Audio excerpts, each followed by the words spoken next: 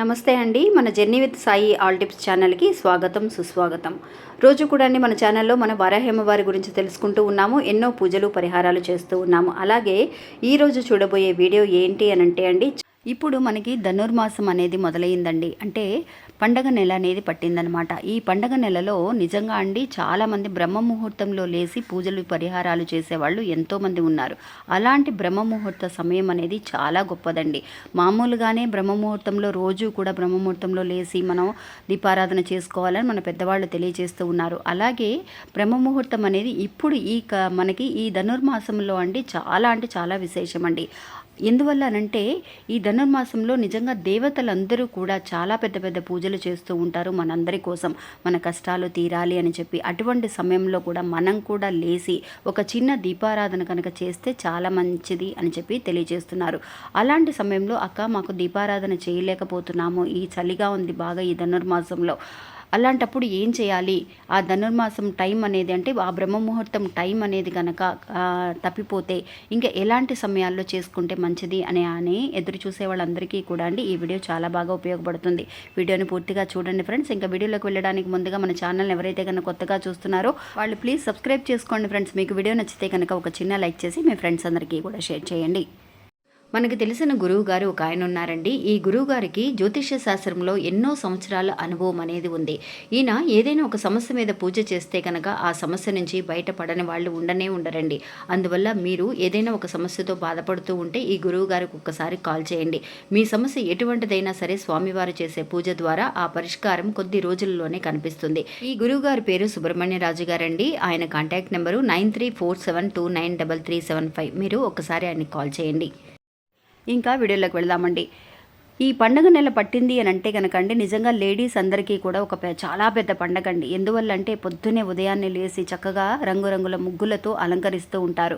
అలాంటి ముగ్గులతో అలంకరించేది ఎందుకోసము అనండి, నిజంగా ఒక పాజిటివ్ వైబ్రేషన్ అనేది కలుగుతుంది. ఎక్కడైతే ఇంటి ముందు చక్కగా ముగ్గులు అలంకరించి ఉంటాయో అక్కడికి లక్ష్మీదేవి అమ్మవారి లోపల ఇంట్లోకి ప్రవేశిస్తుంది అని అలాగా చేస్తూ ఉంటాం. అంతేకాకుండా అండి బ్రహ్మ ముహూర్తంలో మనం 4 గంటల నుంచి 6 గంటల సమయంలో కనుక లెగిస్తే ఈ ధనుర్మాసం నెలలో కనుక మన కనీసం అండి ఈ నెలంతా కూడా మనకి 31 రోజులు ఉన్నాయి. అంటే పండగ దాకా కూడా ఎప్పుడైతే సంక్రాంతి పండగ వరకు కూడా ఈ పరిహారాలు చేస్తూ ఉంటామో, అంటే రోజు చేయలేకపోయినా కూడా కనీసం మనం ఒక 3 రోజుల పాటైనా సరే ఇలాంటి ఒక దీపారాధనని, అంటే బ్రహ్మ ముహూర్తంలో ఎవరైతే కనుక లేసి చేయలేకపోతూ ఉంటారో దీపారాధన చేయాలి అని అంటే ఖచ్చితంగా స్నానం చేయాలి.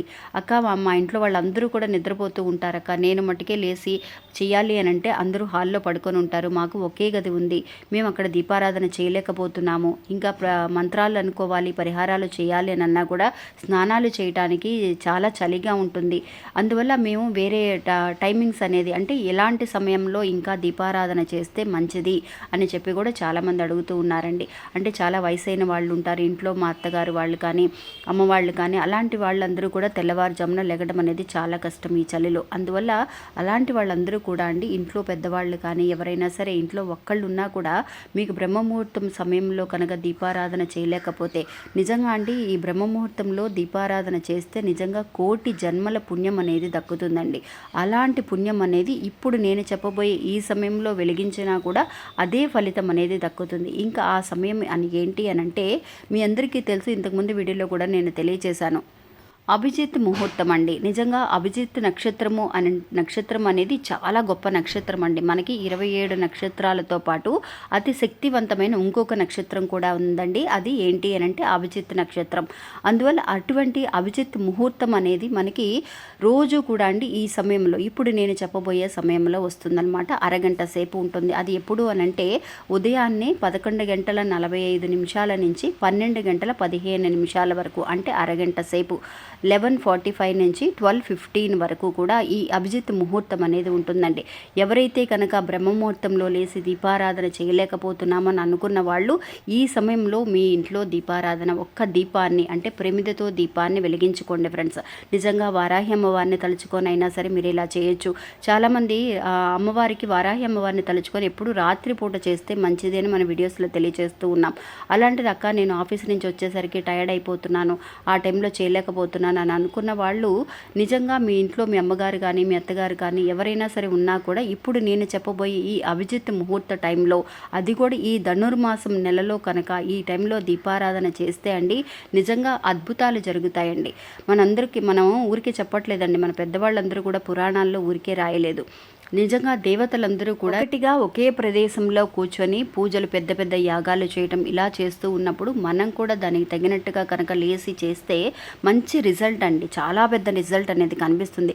మనకి కొత్త సంవత్సరం అనేది మనం అంటూ ఉంటాం కదా, ఇప్పుడు ఈ డిసెంబర్ నెలలో మనకి పండగ నెల స్టార్ట్ చేసాము అని అంటే ఇలా చేస్తూ స్టార్ట్ చేసి ఒక 10-15 రోజులకే కొత్త సంవత్సరంలో నాకు 20-25 నుంచి నాకు మంచి రిజల్ట్ వచ్చిందక్క అని చెప్పేవాళ్ళు ఎంతోమంది ఉన్నారండి. ఇంతకు ముందు కూడా మనం ఇలా చెప్పాం మన వీడియోస్లో.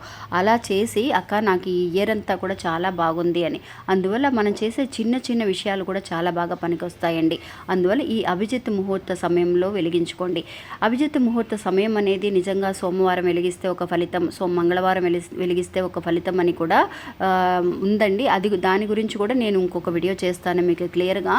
ఇలా మీరు రోజు కూడా ఒక 3 రోజుల పాటు, ఈ నెలంతా వెలిగించడానికి కుదరకపోయినా సరే కనీసం కంటిన్యూస్గా ఒక 3 రోజుల పాటు, ఒక 5 రోజుల పాటు అలా వెలిగించుకోండి ఫ్రెండ్స్. నిజంగా అలా వెలిగించేటప్పుడు ఇంకా కూడా సాయంత్రం పూట అండి, మీరు ఎప్పుడు కూడా ఇంటికి వచ్చేసిన తర్వాత సాయంత్రం పూట మీ గుమ్మం ముందు ఏదైతే సింహద్వారం ఉందో ఆ సింహద్వారం దగ్గర కూడా మీరు ప్రమిదతో ఒక దీపాన్ని నెయ్యితో వెలిగించగలిగితే చాలా మంచిది. లేదంటే కనుక నువ్వుల నూనెతో వెలిగించుకోండి. చాలా వరకు కూడా మంచి అద్భుతాలని, అంటే జీవితాన్ని మళ్ళీ కూడా రాయగలిగే శక్తి అనేది ఈ ఒక్క దీపారాధనకి ఉందండి. ఈ ధనుర్మాసంలో ఎవ్వరూ కూడా ఈ అవకాశాన్ని వదులుకోకండి. మీ జీవితాల్లో కూడా మంచి మంచి మార్పులు వస్తాయి. ఇంకా ఇది ఫ్రెండ్స్ ఈరోజు మన వీడియో. ఈ వీడియో కూడా మీ అందరికీ ఎంతో ఉపయోగపడుతుందని అనుకుంటున్నాను. నచ్చితే కనుక ఒక చిన్న లైక్ చేసి సపోర్ట్ చేయండి. మీ ఫ్రెండ్స్ అందరూ కూడా షేర్ చేయండి. మళ్ళీ మంచి ఇంకొక వీడియోలో మళ్ళీ కలుస్తాను. అంతవరకు సెలవు. నమస్తే. జై వరాయ్.